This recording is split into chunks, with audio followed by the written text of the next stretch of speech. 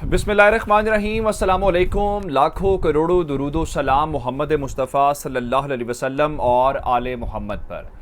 मैं हूँ उमर दराज गोंदल और आप मेरा यूट्यूब और फेसबुक चैनल देख रहे हैं।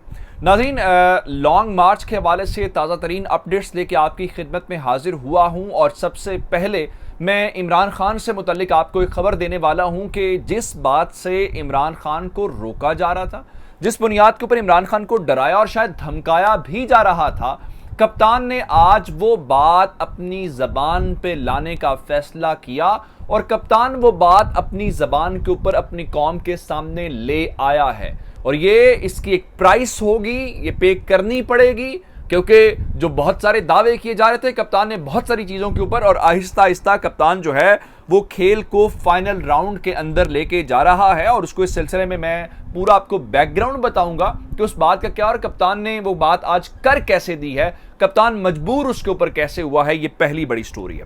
दूसरे नंबर के ऊपर चल के आज, सिर्फ आज नहीं, काफ़ी दिनों से तहरीक इंसाफ के कुछ लोग बात कर रहे थे, इशारा कर रहे थे, लेकिन हुकूमत उसके ऊपर नहीं बोल रही थी। आज बाज़ाब्ता तौर पे राना सनाउल्लाह ने तहरीक इंसाफ का जो इल्ज़ाम है उसको कबूल कर लिया है। अब आप कहेंगे कि वो इल्ज़ाम क्या है और कैसे कबूल किया है, इससे कितना मामला ख़राब हो सकता है, ये भी आपको बताऊंगा। और उसके बाद जो रिटायर्ड फौजी अफसरान हैं, चूंकि इमरान खान कहते रहे हैं कि वो मुल्क की आज़ादी के लिए अपनी जानों के नजराने भी देते रहे हैं, तो ये मुल्क की आज़ादी का मार्च है, इसलिए वो उसके अंदर शरीक हो। तो आज उन अफसरान ने अब ये मामला वो इस मार्च के हराबल दस्ते के तौर पे सामने आए हैं और इमरान खान से भी पहले उन्होंने काम शुरू कर दिया है और उन्होंने इसकी क़यादत संभाल ली है। इसके अलावा कुछ और हंगामी सूरत हाल से जुड़े अपडेट्स और वाक़यात हैं, वो इस वीडियो का हिस्सा होंगे। लेकिन अगर आपने अभी तक चैनल सब्सक्राइब नहीं किया और आप चाहते हैं कि आपको मुस्तनद और बरवक्त खबरें मिलती रहें, तो हमारा चैनल सब्सक्राइब कर लीजिए, बेल आइकन के ऊपर क्लिक कर लीजिए, ताकि हमारी आइंदा आने वाली वीडियोज़ बर वक्त आप तक पहुँच रहे।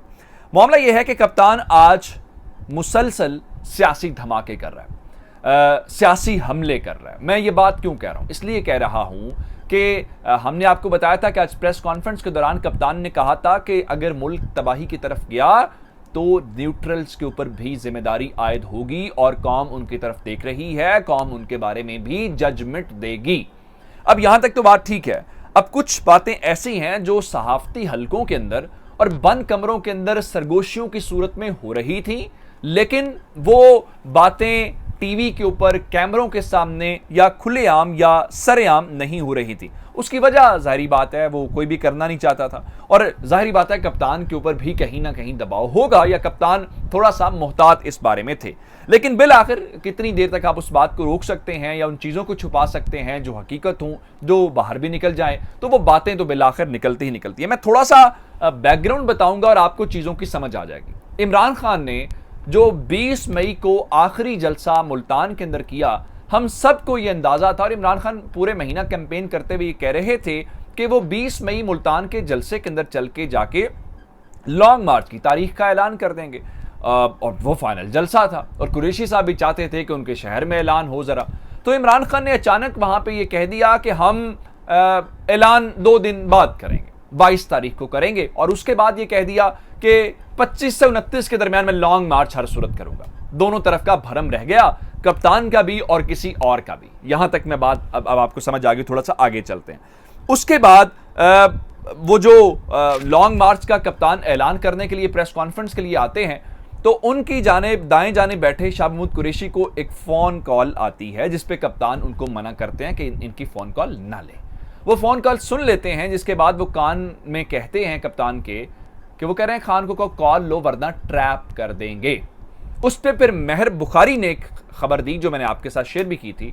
उनके मुताबिक इमरान खान की जानिब से जो लॉन्ग मार्च का ऐलान किया गया है उस पर कुछ हल्के नाराज हैं। वो चाहते थे कि इमरान खान 2-3 रोज इसको डिले करें। अच्छा, यहां तक भी बात हो गई।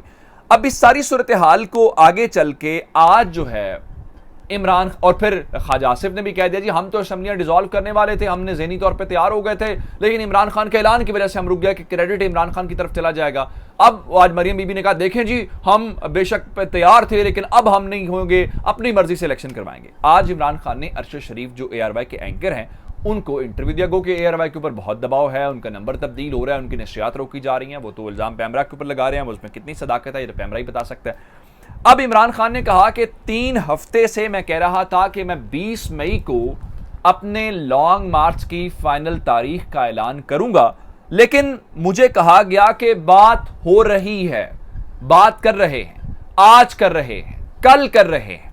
उनके मुताबिक उनकी वजह से, अब आप समझदार हैं, उनकी वजह से लॉन्ग मार्च का ऐलान 20 की बजाय मैंने 22 तारीख को किया। अब मैं किसी चीज को नहीं मानता। अब इसका मतलब यह है कि कप्तान को रोका गया लॉन्ग मार्च का ऐलान ना करें, और कोई कह रहा था कि हम एंगेजमेंट्स, अगर आपको याद हो तो मैंने आपको मुल्तान जलसे के फौरन बाद वाली आप मेरी वीडियो जाके देख सकते हैं, तो मैंने आपको कहा था कि इमरान खान के साथ कुछ कम्युनिकेशंस हुई हैं। फिर शाह महमूद कुरैशी ने भी, आज मैंने आपको वीडियो के अंदर भी बताया था, वो कह रहे हैं कि वो एस्टैब्लिशमेंट के साथ मुलाकात के लिए राजी नहीं हो रहे। उसके बाद वो ये भी कह चुके हैं कि मुझे पैगामात वहां से आ रहे हैं। अब आपको समझ आ गई होगी कि खान आज वो राज खोल दिया है, किस वजह से लॉन्ग मार्च का ऐलान नहीं किया और कौन उनको रोक रहा था, या क्या सारी बातें बाकी आप समझदार हैं। आज फवाद चौधरी ने और बात की। फवाद चौधरी ने कहा कि एस्टैब्लिशमेंट अगर न्यूट्रल हो जाए तो शहबाज शरीफ की हुकूमत 24 घंटे भी नहीं निकाल सकती, ये उससे पहले हुकूमत गिर जाएगी। अब ये कैसी बात है कि आप इस किस्म की बात कर रहे हैं। अब इस सारी सूरत हाल को लेके राना सनाउल्लाह ने आज इजलास के बाद वॉइस ऑफ अमेरिका के साथ बातचीत की और उसके अंदर तहरीक इंसाफ के एक इल्ज़ाम को कबूल किया। इमरान खान ने आज कह दिया था कि अगर हमें कोई रोकना चाहेगा वो रोक नहीं सकेगा, इसमें बह जाएगा, इतनी बड़ी तादाद लोगों की होगी। राना सनाउल्लाह कुछ रोज पहले तक कह रहे थे जी हमारे हाथ पांव बांध दिए गए हैं। अपना जो खुर्शीद शाह हैं वो कह रहे थे जी हमने हुकूमत लेके कुछ किसी को परेशान किया, अगर अब हमसे हुकूमत वापस ले ली जाएगी तो ये हमारे ऊपर एहसान होगा। फिर नदीम अफजल चांद की बातें जिसमें वो कह रहे थे जनाब ये तो हम फंस गए हैं, ट्रैप हम हो गए हैं, हमारी ख्वाहिशात और मजबूरियों ने हमें मरवा दिया। अब राना सनाउल्लाह ने क्या कहा? राना सनाउल्लाह से वॉइस ऑफ अमेरिका ने यह पूछा कि क्या इस लॉन्ग मार्च को रोकने के लिए आपको मुक्तदर हलकों की हिमायत हासिल है? अब मुक्तदर हलके ताकतवर हलके ही हैं सारे जो हैं। उस पे राना सनाउल्लाह ने कहा जी बिल्कुल मुझे हिमायत हासिल है, और फिर कहा कि यहां तक बात नहीं है, मजीद हिमायत चाहिए क्योंकि ये नेशनल कॉज है, ये पर्सनल कॉज नहीं है, इस मामले को रोकने के लिए जरूरी है। अब मैं आपको एक और बात बता देता हूं कि इन जालिमों ने क्या किया। मैंने आज ट्विटर के ऊपर भी लिखा कि इस मुल्क में चंद मखसूस सियासी खानदान हैं, उनकी सिर्फ औरतें हैं, उनका तकद्दुस है, बाकी मुल्क तो इनके लिए मजाक है। जो पाकिस्तान बनाने वाले हैं उनको भी नहीं बख्शा। अल्लामा इकबाल की जो बहू हैं नासिरा जावेद साहिबा, उनके घर के ऊपर छापा मारा गया है। वलीद इकबाल के घर के ऊपर छापा मारा गया, जिस पे आज वो ख्वाजा आसिफ साहब माफिया मांगते नजर आ रहे हैं। आपने अभी तक कोई पुलिस एहलकार मुअत्तल किया? आपने किसी जिम्मेदार को कटहरे में लेके आए हैं? किसी को नहीं। जबकि शफकत महमूद ये कह रहे हैं कि लाहौर से जो काफिला निकलेगा वो वाया जीटी रोड जाएगा। अब मैं आपको बताऊं ये कर क्या रहे हैं। कंटेनरों के अंदर मिट्टी भर रहे हैं, रास्ते बंद कर रहे हैं। अटक पुल के अंदर क्या किया कि तारकोल बिछा के उसके ऊपर शीशे लगा रहे हैं कि अगर लोग कंटेनर हटा दें तो गाड़ियों के टायर जो है पंक्चर हो जाए। ऐसे नहीं रुकते काफिले या तहरीकें लोगों को गिरफ्तार करने से रोकने से मजबूत होती हैं, कमजोर नहीं होती। अब जरा एक और खबरें सुनिए। मैं जरा फिर रिटायर्ड फौजी अफसरान से पहले आपको बताऊं कि एक्सप्रेस न्यूज के मुताबिक उन्होंने खबर ब्रेक की है क्योंकि राना सनाउल्लाह ने ट्वीट किया था जी हम मोबाइल सर्विस नहीं मुअत्तल कर रहे। उनके मुताबिक पंजाब के अंदर मोबाइल सर्विस मुअत्तल करने का फैसला कर लिया गया है। और फिर जरा हंगामी सूरत हाल से देखिए कि लाहौर और रावलपिंडी के अंदर जो इम्तिहानात थे वो मुलतवी कर दिए गए हैं। उसके अलावा ओ लेवल ए लेवल के एग्जाम्स भी मुअत्तल कर दिए गए हैं। पंजाब यूनिवर्सिटी की जानिब से तर्जुमान ने बताया है कि कल 25 मई को होने वाले तमाम इम्तिहानात, उनके शोबा इम्तिहानात ने जो है वो मुलतवी कर दिए गए हैं। मुतबादिल तारीखें जो हैं उनका ऐलान बाद में किया जाएगा। अब आते हैं रिटायर्ड फौजी अफसरान की तरफ। इमरान खान तो हत्ता के कह चुके हैं जो सिविल अफसरान है, फौजी अफसरान हाजिर, उनके अहले खाना भी तशरीफ लाएं क्योंकि उनका ताल्लुक तो फौज के साथ नहीं है, वो तो आम शहरी हैं। रिटायर्ड फौजी अफसरान से कहा कि आप भी आएं और आप आके जो है वो इसका हिस्सा बने। अब lieutenant general retired Ali Quli Khan, एक बड़ा पुराना और पॉपुलर नाम है, उन समेत दीगर उनके जो साथी हैं वो इस्लामाबाद पहुंच भी गए हैं। उन्होंने तो दस्ता क़यादत संभाल लिया, वो तो हरावल दस्ते के तौर पे सामने है। मजीद अपडेट्स लेके आपकी खिदमत में हाजिर होंगे। अपना बहुत सारा ख्याल रखिएगा। खुदा हाफिज़।